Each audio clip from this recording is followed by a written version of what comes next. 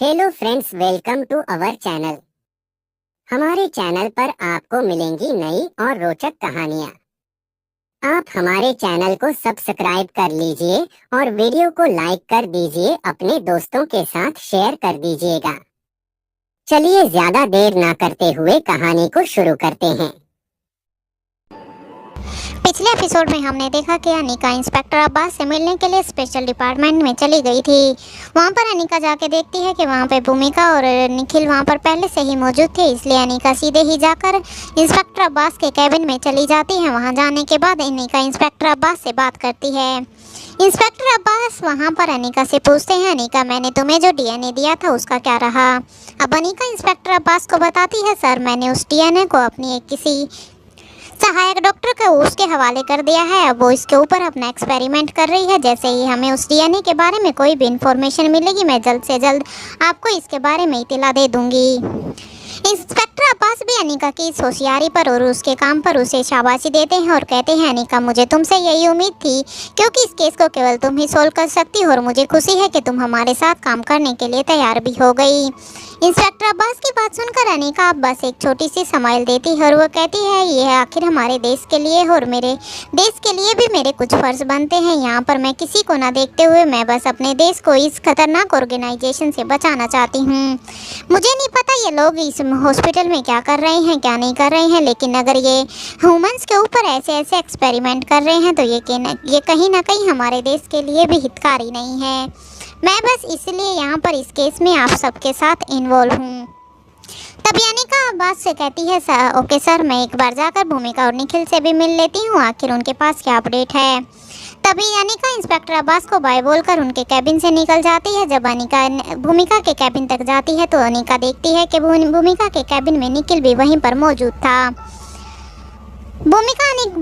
अनिका भूमिका के कैबिन के बाहर से नॉक करती है। जैसे ही नॉक की आवाज़ आती है भूमिका कहती है, कम इन। अनिका जैसे ही अंदर जाती है तो भूमिका देखती है कि अनिका उसके कैबिन के बाहर खड़ी थी। जैसे ही अनिका अंदर कहती है तो भूमिका कहती है, क्या है अनिका, तुम्हें भी मेरे कैबिन में आने के लिए ऐसे नॉक करने की ज़रूरत नहीं है, तुम किसी भी टाइम कैसे भी आ सकती हो।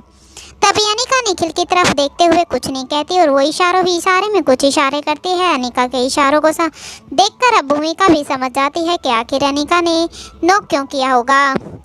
तभी भूमिका ऐसे ही थोड़ा सा एम्बेरसमेंट फील करती है। तभी अनिका माहौल को ठीक करते हुए कहते हैं, वैसे मुझे एक बात बताओ, तुम लोग इस केस पर काम कर रहे हो क्या? तुम्हें इसके बारे में कोई भी इंफॉर्मेशन मिली?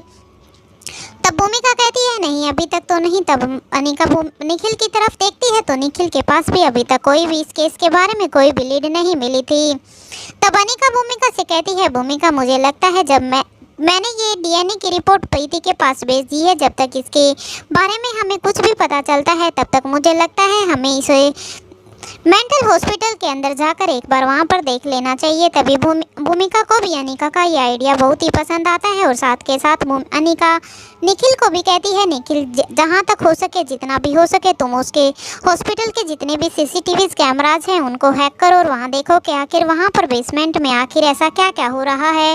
हो सकता है अगर हम फिजिकली वहाँ पर उस हॉस्पिटल में जाएंगे तो हमारे जाने से पहले ही वहाँ पर सारा काम रोक दिया जाए या हमारे हाथ से कोई भी तथ्य वहाँ से छूट जाए। इसलिए जितना जल्दी हो सके तुम उस हॉस्पिटल के सभी सर्विलांस को हैक करो और पता लगाओ कि वहाँ पर आखिर चल क्या रहा है।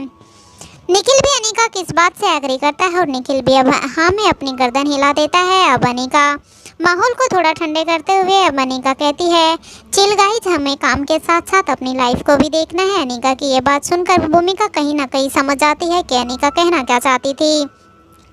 इससे पहले भूमिका कुछ कहे तभी अनिका कहती है, मैं समझती हूँ तुम क्या कहना चाहती हो, लेकिन तुम दोनों को भी अब अपने पर ध्यान देना चाहिए। हालांकि अभी तक भूमिका ने कोई भी कंफर्मेशन नहीं दिया था कि वो निखिल के साथ इस रिश्ते में आगे बढ़ना भी चाहती है या नहीं। कहीं ना कहीं उसका दिल इस चीज़ के लिए गवाही तो दे रहा था। भूमिका अब तक निखिल के बारे में सब कुछ जान चुकी थी, क्योंकि पिछली बार जब भूमिका उसे अपने साथ बाहर लेके गया था तो उसे उसी के दोस्त के घर लेकर गया था, जिसकी मौत कहीं ना कहीं निखिल की वजह से ही हुई थी। वहाँ पर सारी बातों को मद्देनजर देखते हुए अब कहीं ना कहीं भूमिका के दिल ने निखिल को माफ़ कर ही दिया था, लेकिन अभी तक उसके बारे में उन दोनों की कोई भी बातें नहीं हुई थी। निखिल भी कहीं ना कहीं अभी तक इसी बात का इंतजार कर रहा था कि सामने से भूमिका ही शायद इस बात को एक्सेप्ट करे। तभी भूमिका अनिका की बातें समझ जाती है और वो अनिका को कहती है, ओके अनिका, आई थिंक अब हमें काम पर लग जाना चाहिए। इन सब फालतू की बातों के लिए हमारे पास अभी बहुत ही वक्त है। ये सब कहते हुए भूमिका कहती है, ओके भूमिका, आई थिंक मुझे अब चलना चाहिए। शायद प्रीति के पास भी अब तक उसे डीएनए की कोई ना कोई तो अपडेट होगी। मुझे जल्द से जल्द उसके बारे में पता करना है। उसके बाद ही हम इस केस के बारे में कोई भी डिसीजन ले सकते हैं कि हमें आगे क्या करना है और क्या नहीं करना है। और एक बात, तुम्हारे जितने भी कलीग्स हैं जो तुम्हारे विश्वसनीय है, मेरी राय है कि तुम उन्हें भी अपनी टीम में शामिल करो। तभी भूमिका कहती है, हाँ अनिका, मैंने पहले ही अपने सभी विश्वसनीय साथियों को अपनी इस टीम में शामिल कर लिया है, जैसे कि अर्जुन सिंह, छठी इंद्री, ये सब मैंने अपनी टीम में पहले से ही शामिल कर रखे हैं। अनिका भूमिका से बात कर ही रही थी, तभी अनिका के फ़ोन पर एक मैसेज का नोटिफिकेशन आता है। अनिका जैसे ही अपने फ़ोन को निकालकर उस मैसेज को देखती है, तभी वो मैसेज किसी और का नहीं बल्कि प्रीति का ही भेजा हुआ था। प्रीति ने वो मैसेज लिखा था, ऑल वर्क इज़ डन। तभी अनिका के चेहरे पर एक स्माइल आ जाती है। वो समझ जाती है कि प्रीति ने अपना काम कंप्लीट कर लिया है। अनिका के चेहरे को देखते हुए अब भूमिका कहती है, क्या बात है अनिका, किसका मैसेज है? तुम एकदम से ऐसे स्माइल क्यों कर रही हो? तभी अनिका कहती है, बस कुछ नहीं, क्योंकि मुझे प्रीति के ऊपर जितना विश्वास था, प्रीति उससे भी ज़्यादा अपने काम को लेकर डेडिकेटेड है। मैंने नहीं सोचा था कि प्रीति इस डीएनए को इतनी जल्दी से सॉल्व कर लेगी। अभी अभी प्रीति का ही मैसेज आया है और शायद उसने उस डीएनए के बारे में कुछ तो इन्फॉर्मेशन इकट्ठा की है, इसलिए उसने मुझे मैसेज पर अपडेट किया है। आई थिंक मुझे अब चलना चाहिए। मुझे जल्द से जल्द इस बारे में पता करना है कि आखिर कौन है ये लोग जो इंसानों की जिंदगियों के साथ ऐसे खेल रहे हैं। तभी अनिका निखिल और भूमिका को वहाँ से अलविदा कहकर वहाँ से निकल जाती है। सीक्रेट अंडरग्राउंड में अभी भी सौम्या सीक्रेट अंडरग्राउंड में ही कैद थी। वो यहाँ पर बस अपने बचे हुए दिनों को गिन रही थी। सौम्या के मन में यहाँ तरह तरह के विचार आ रहे थे कि आखिर अनिका अब उसके साथ क्या करने वाली है। अगर विशु सच में ठीक हो गया तो विशु उसको क्या सजा देगा। इन्हीं सब विचारों के बीच में सौम्या यही सब सोच रही थी कि अब उसका क्या होगा, क्योंकि सौम्या को सिर्फ एक ही विश्वास था कि दमयंती देवी उसे किसी न किसी हाल में यहाँ से बचा लेगी। अब तक वो दमयंती देवी के सहारे पर ही इस सीक्रेट अंडरग्राउंड में कैद थी और इसलिए वो अब तक अपने एटीट्यूड में थी, लेकिन अब उसके पास यहाँ पर उसे छुड़ाने के लिए कोई भी नहीं था। या तो ये कह सकते हैं कि अब सौम्या की वो उम्मीद भी टूट चुकी थी। हालांकि सौम्या अब अनिका का पूरा साथ देने के लिए भी तैयार थी, क्योंकि कहीं ना कहीं अभी दमयंती के सरेंडर करने के बाद अब सौम्या को भी एक बात समझ आ चुकी थी कि अब अगर उसे कोई बचा सकता है तो वो है सिर्फ अनिका, और कहीं ना कहीं वो अनिका का साथ देकर वो यहाँ से अपने आप को बचाना चाहती थी। लेकिन तभी सौम्या को अनिका की वो बात याद आ जाती है कि तुम्हें पनिशमेंट मैं नहीं दूंगी, तुम्हें विशु पनिशमेंट देगा, क्योंकि उसके गुनहगार तुम हो, इसलिए तुम्हें सजा भी सिर्फ विशु ही दे सकता है, बल्कि मैं नहीं। अनिका की कही हुई इन्हीं बातों का विचार करने के बाद एक बार सौम्या के मन में फिर से बेचैनी आ जाती है, क्योंकि कहीं ना कहीं अब सौम्या भी अपने किए हुए पर बहुत ही गिल्टी महसूस कर रही थी। क्यों अब सौम्या में इतनी हिम्मत नहीं थी कि वो सामने से विशु को फेस कर सके, क्योंकि आज तक सौम्या ने विशु के साथ जो कुछ भी किया था, उसने विशु को अपना भाई बताया था समाज के सामने, लेकिन उसने इस रिश्ते को भी एक बहुत ही कलंकित कर दिया था। इसलिए अब सौम्या कहीं ना कहीं यही चाहती थी कि चाहे कुछ भी हो जाए, अगर वो विशु के सामने ना आए तो वही अच्छा होगा। इधर दूसरी तरफ जैसे ही अनिका सीक्रेट डिपार्टमेंट से निकलती है तो वो अपनी गाड़ी में बैठकर मारवा हाउस के लिए निकल जाती है। तभी वो अनिका अपना फ़ोन उठाती है और प्रीति को कॉल करती है। प्रीति को कॉल करने के बाद प्रीति दूसरी तरफ से फ़ोन उठाती है और कहती है, हाँ अनिका दी। तभी अनिका कहती है, क्या रहा प्रीति, क्या तुमने डीएनए की रिपोर्ट्स पूरी तरह से देख ली है? क्या तुमने उसके बारे में सारी इन्फॉर्मेशन निकाल ली है? तभी प्रीति कहती है, हाँ दी, मैंने उसके बारे में सारी स्टडी कर ली है और मैं अपनी फाइनल रिपोर्ट निकाल कर आपको सेंड करने ही वाली थी। तभी अनिका कहती है, प्रीति ये डाटा हमारे लिए बहुत ही गोपनीय है, इसलिए जहाँ तक मुझे पता है हमें इसको ऐसे शेयर नहीं करना चाहिए। तभी अनिका प्रीति को कहती है, प्रीति मैं जल्दी से मारवा हाउस के लिए निकल रही हूँ, जहाँ तुम भी जितना जल्दी हो सके इस रिपोर्ट को कलेक्ट करके तुम मुझे सीक्रेट अंडरग्राउंड में जाकर मिलो।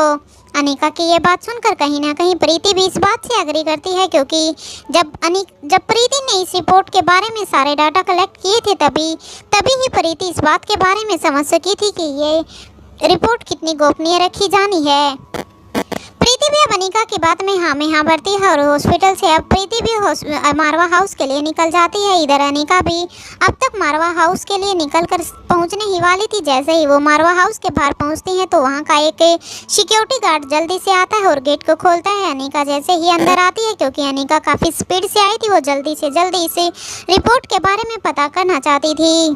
तभी एक दूसरा सिक्योरिटी गार्ड आता है और वो आकर उसकी गाड़ी का दरवाज़ा खोलता है। अनिका अपनी गाड़ी को ऐसे ही छोड़कर जल्दी से अंदर के लिए निकल जाती है। वो सिक्योरिटी गार्ड अनिका को इतनी हड़बड़ाहट में जाते हुए देखकर थोड़ा सा तो हैरान हो जाता है, लेकिन अभी वो गाड़ी में बैठकर गाड़ी को अंदर पार्किंग में लगाकर और चाबी को वहीं पर कलेक्ट कर लेता है।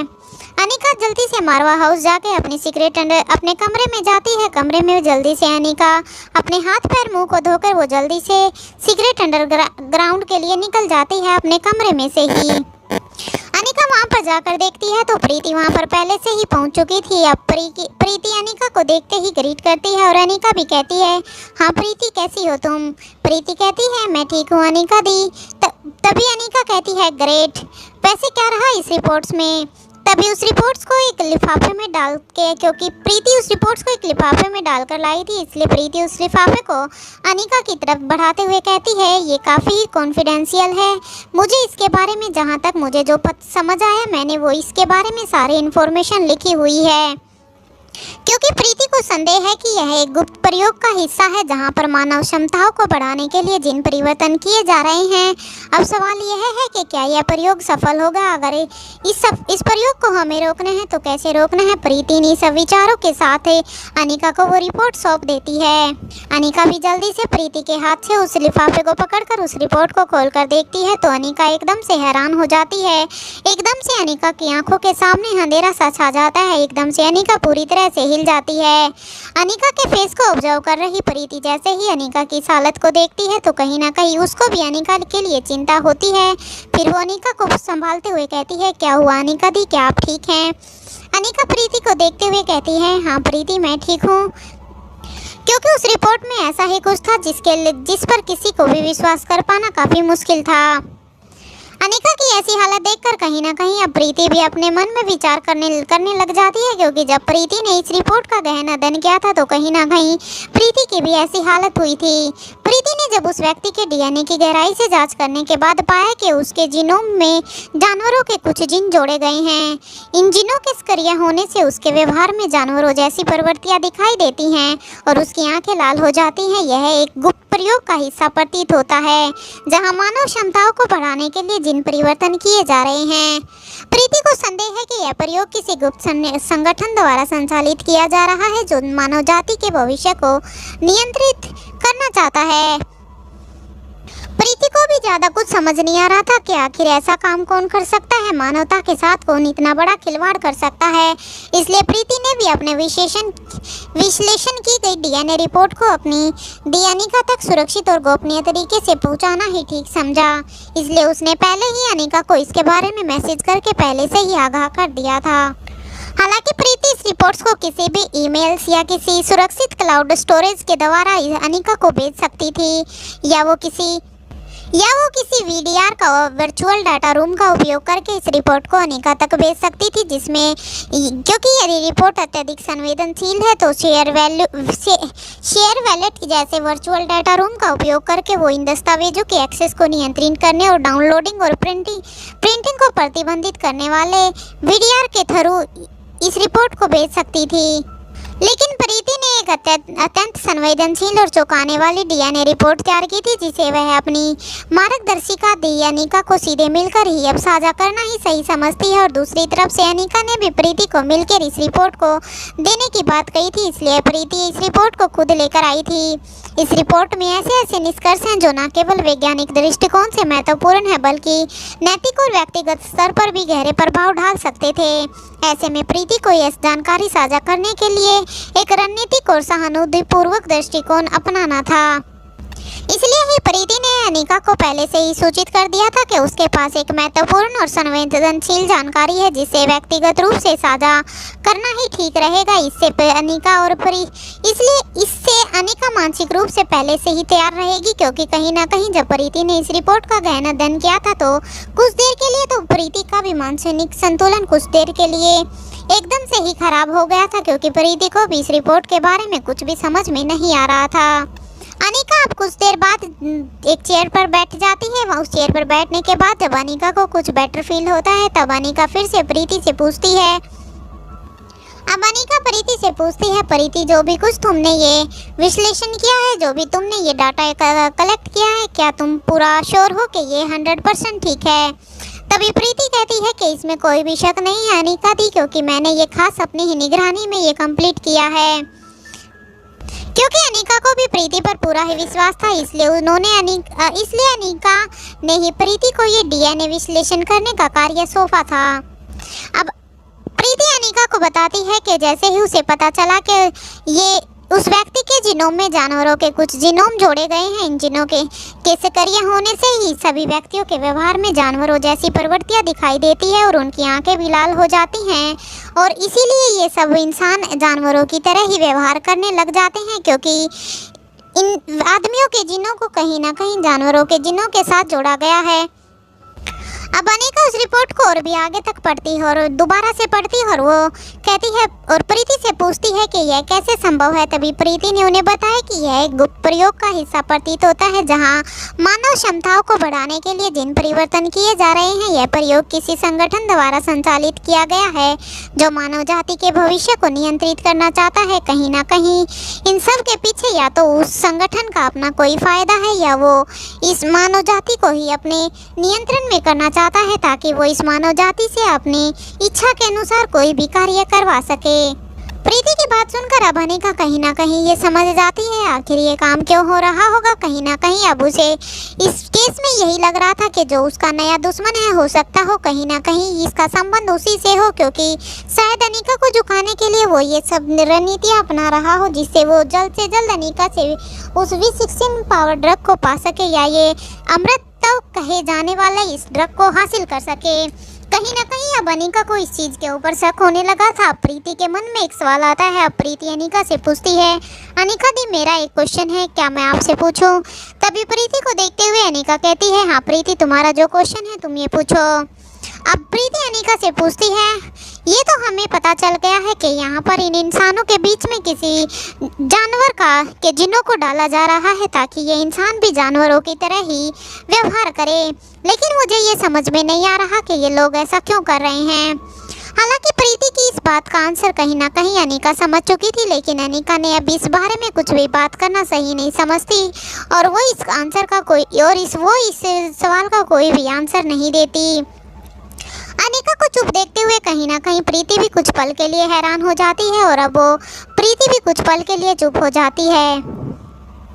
प्रीति को चुप होते हुए देखकर अब कहीं ना कहीं अनिका प्रीति के सवालों को अच्छी तरह से समझ रही थी, इसलिए वो प्रीति को इस केस के बारे में अपनी तरफ से सारी इन्फॉर्मेशन देना चाहती थी। अब वो प्रीति को कहती है कि जिन थेरेपी में विशेष जिन को शरीर में इंजेक्ट किया जाता है ताकि कोशिकाओं के व्यवहार को बदला जा सके। उदाहरण के लिए वैज्ञानिकों ने एक बंदर की आंखों में जिन इंजेक्ट करके उसके रंग पहचानने की क्षमता को बढ़ा दिया था। इसी तरह यदि किसी व्यक्ति के डीएनए में जानवरों के जिन जोड़े जाएं तो उसके व्यवहार और क्षमताओं में परिवर्तन संभव है। कुछ प्रयोगों में लाल आंखें एक जिन परिवर्तन के संकेतक के रूप में देखी जाती है। उदाहरण के लिए जैसे कुछ मक्खियों में जिन परिवर्तन के बाद लाल आंखें दिखाई देती है, इसलिए उस व्यक्ति की आंखें जैसे ही इसके अंदर ये इंजेक्शन इंजेक्ट किया जाता है तो उसकी आंखें भी लाल होने का संकेत देती है कि उसके डीएनए में अब परिवर्तन हो चुका है। अनिका की बातें सुनकर अब कहीं ना कहीं प्रीति ने जो ये रिपोर्ट बनाई थी अब उसकी पूरी तरह से वो समझ पा रही थी। अनिका अपनी बात को आगे बढ़ाते हुए प्रीति से कहती है कि खेलों में प्रदर्शन बढ़ाने के लिए जिन डोपिंग का प्रयोग किया जाता है, जहां जिन परिवर्तन करके ताकत और सहनशीलता बढ़ाई जाती है। यदि इस तकनीक का अत्यधिक उपयोग किया जाए तो यह व्यक्ति को असाधारण शक्ति प्रदान कर सकता है। अनिका की बात सुनकर अब प्रीति कहती है, लेकिन दी अगर इसके बारे में अगर यहाँ पर समाज को या किसी को भी इसके बारे में पता चल गया तो ये कुछ भी हो सकता है, लोगों के बीच में एकदम से हड़कंप मच सकता है। अब प्रीति कहती है यह किसी ऐसे संगठन द्वारा संचालित किया जा रहा है जो मानव जाति के भविष्य को नियंत्रण करना चाहता है, लेकिन क्यों? आखिर कोई भी संगठन किसी भी मानव जाति के साथ ऐसा कैसे कर सकता है? अब प्रीति बहुत ही हैरान रहती है। प्रीति को भी कुछ भी समझ में नहीं आ रहा था। प्रीति फिर से अनिका से कहती है, लेकिन दी अब आप क्या करोगी? क्योंकि अगर हम इस रिपोर्ट को अपनी गवर्नमेंट के सामने दिखाएंगे या हम किसी को भी इसके बारे में कुछ भी बताएंगे तो इसका कुछ भी रिजल्ट निकल सकता है, या तो यहाँ पर लोगों के बीच में एकदम से हलचल मच सकती है। अब हमें कुछ भी समझ में नहीं आ रहा कि हमें इस रिपोर्ट को उजागर करना चाहिए या इसे अभी तक छिपा कर रखना चाहिए जिससे यह संगठन अपने उद्देश्य में सफल ना हो। प्रीति की बात कहीं ना कहीं अनिका को भी सच लग रही थी, इसलिए प्रीति ने ज़्यादा कुछ ना कहते हुए प्रीति को कहती है, वेल डन प्रीति, तुमने बहुत ही अच्छा काम किया है, लेकिन इस रिपोर्ट के बारे में किसी को कुछ भी पता नहीं चलना चाहिए। मैं देखती हूँ हमें इसके ऊपर क्या करना है और क्या नहीं। प्रीति भी अनिका की इस बात पर एग्री करती है। अब अनिका प्रीति को कहती है, प्रीति जहाँ तक मुझे अब लगता है तुमने बहुत ही कठिन कार्य को किया है, इसलिए अब तुम जाकर अपने कमरे में आराम करो। अनिका की बात सुनकर अब प्रीति भी अपने कमरे की तरफ बढ़ जाती है। प्रीति के कमरे में जाने के बाद ठीक उसके पीछे पीछे अनिका भी अब सीक्रेट अंडरग्राउंड से निकलकर अपने कमरे में आ जाती है। अनिका जैसे ही अपने कमरे में आती है तो वहाँ पर सबसे पहले अब वो फ्रेश होती है, क्योंकि अनिका बाहर से आई थी, इसलिए अनिका फ्रेश होने के बाद अब अनिका थोड़ी देर के लिए इस केस पर स्टडी करना चाहती थी, इसलिए अब वो अपना लैपटॉप निकालती है और इस केस के बारे में जितनी भी इंफॉर्मेशन हो सकती हैं वो सब निकालने की कोशिश करती हैं। दूसरी तरफ दिल्ली के ही एक सबसे बड़े मेंटल हॉस्पिटल में वहाँ पर उसके बेसमेंट में बहुत सारे डॉक्टर और बहुत सारे वैज्ञानिक अपने काम पर लगे हुए थे। वहीं पर ही एक किंग साइज की चेयर पर एक आदमी अंधेरे में बैठा हुआ था। उसका चेहरा इस अंधेरे में अच्छी तरह से तो दिखाई नहीं दे रहा था, लेकिन उसके चेहरे पर एक सातिर मुस्कान थी। वो अपने असिस्टेंट को कहता है कि हमारा कार्य कितना आगे बढ़ा है। तभी उसका असिस्टेंट कहता है, सर जल्द ही हम इसके निष्कर्ष तक पहुंचने वाले हैं। अब वो असिस्टेंट अपने उस किंग को कहता है कि सर, जब पहले हमने स्टार्टिंग में इसे इंजेक्शन को लोगों पर लगाना शुरू कर दिया था तो उसका इम्पैक्ट बहुत ही जल्दी नहीं हो रहा था, और जब उसका इम्पैक्ट उन लोगों पर हो रहा था तो वो लोग 8 से 10 घंटे के अंदर ही मर जा रहे थे। वो 24 घंटे तक जिंदा नहीं रह रहे थे। लेकिन अब धीरे धीरे इसका टाइम पीरियड धीरे धीरे से बढ़ता जा रहा है। पहले 8-10 घंटे था, लेकिन अब वो 12 से 13 घंटे तक का टाइम ले रहे हैं। अब वो अपने उस असिस्टेंट की बातें सुनकर उसकी जो उस चेयर पर बैठा हुआ इंसान था वो जोर जोर से हंसने लग जाता है और वो कहता है, मुझे इसके ऊपर जल्द से जल्द इस एक्सपेरिमेंट में मुझे जल्द से जल्द सफलता हासिल करनी है, क्योंकि इसके लिए हमें फिर एक एंटीडोज भी तो बनाना पड़ेगा ताकि इस दुनिया में सबके ऊपर मैं बादशाहत का बना सकूं। अपने किंग को ऐसे हंसता हुआ देखकर वहां पर खड़े हुए कुछ लोग और कुछ डॉक्टर, जबकि कुछ वैज्ञानिक भी उसको ऐसे एक राक्षस की तरह हंसता हुआ देखकर वो भी कुछ पल के लिए डर जाते हैं। अब उसको डरता हुआ देखकर फिर से वो किंग कहता है, तुम लोग रुक क्यों गए, तुम अपने काम को कंटिन्यू करो। अब वहाँ पर खड़े कुछ साइंटिस्ट और वहाँ पर खड़े हुए कुछ डॉक्टर फिर से अपने काम में लग जाते हैं, क्योंकि यहाँ पर बहुत सारे मासूम लोगों को ये इंजेक्शन इंजेक्ट किया जा रहा था और इससे इस इंजेक्शन की क्षमता देखी जा रही थी कि वो कितनी जल्दी से यह लोगों के ऊपर अपना असर दिखा रहा है और कितनी देर तक इसके असर को यहाँ पर लगने वाले लोगों को वो इसका असर कितनी देर तक झेल पाते हैं। अनिका अपने काम में इतनी मशगूल हो गई थी कि कब दोपहर से शाम हो गई, अनिका को भी इसके बारे में कुछ भी पता नहीं चला। अनिका अपने लैपटॉप में लगातार इसे एनिमल जीन्स के बारे में इंफॉर्मेशन कलेक्ट कर रही थी कि आखिर इन एनिमल जीन्स के साथ कोई केमिकल भी इसमें ऐड किया गया है या नहीं। अनिका इन सब चीजों के बारे में अपना गहन अध्ययन कर रही थी। तभी रोहित कमरे में आ जाता है। अनिका को इस बात की भी खबर नहीं होती। रोहित जैसे ही कमरे में आता है तो रोहित देखता है कि अनिका अपनी एक चेयर पर बैठकर अपने लैपटॉप में कुछ बड़े ही गहनता से कोई काम कर रही थी। अनिका का ध्यान जबकि इन बातों में भी नहीं है कि वो आ चुका है। तभी रोहित धीरे धीरे से अनिका की तरफ बढ़ता है। रोहित देखता है कि अनिका का भी ध्यान रोहित की तरफ नहीं गया था। तभी रोहित पीछे से जाकर अनिका के कंधों को धीरे धीरे से सॉफ्टली दबाने लगता है। जैसे ही रोहित अनिका के कंधों को ऐसे सॉफ्टली दबाता है तो कहीं ना कहीं अनिका को भी एक रिलैक्स महसूस हो रहा था और वो रोहित के कंधों पर हाथ और वह वो रोहित के हाथों पर हाथ रखते हुए कहती है, थैंक्स मिस्टर मारवा, लेकिन आप कब आए? तभी रोहित कहता है, अनिका मैं बस अभी आए, लेकिन तुम आज इतनी बिजी किस चीज़ में हो रखी हो? तभी अनिका कहती है, पता नहीं रोहित, लेकिन जहाँ तक मुझे लगता है कि ये नवजाति के लिए एक बहुत ही खतरनाक कोई भी प्रयोग हो रहा है और हमें इसे जल्द से जल्द रोकना होगा। रोहित अब अनिका की बातों को अच्छे से नहीं समझ पाता। अब रोहित कहता है, अनिका तुम कहना क्या चाहती हो? अब अनिका रोहित को बताती है कि जो इंस्पेक्टर अब्बास ने उसे जो डीएनए दिया था वो मैंने प्रीति को इसका निरीक्षण करने के लिए दे दिया था कि ताकि इस डीएनए से ये पता चल सके कि आखिर इस डीएनए में क्या क्या चीजें इन्वॉल्व हैं। जैसे ही प्रीति ने इसकी रिपोर्ट बना के दी है तो उसमें हमें पता चला है कि इसमें इंसानी जिन्स के साथ जानवरों के जिन्स को भी ऐड किया गया है ताकि इंसान जल्दी से इन्फेक्टेड हो और वो जानवरों की तरह रिएक्ट कर सकें। अनिका की बात सुनकर एकदम से तो रोहित भी हैरान हो जाता है और अब रोहित हैरानी से अनिका की तरफ देखते हुए कहता है, लेकिन अनिका ये सब कौन कर सकता है?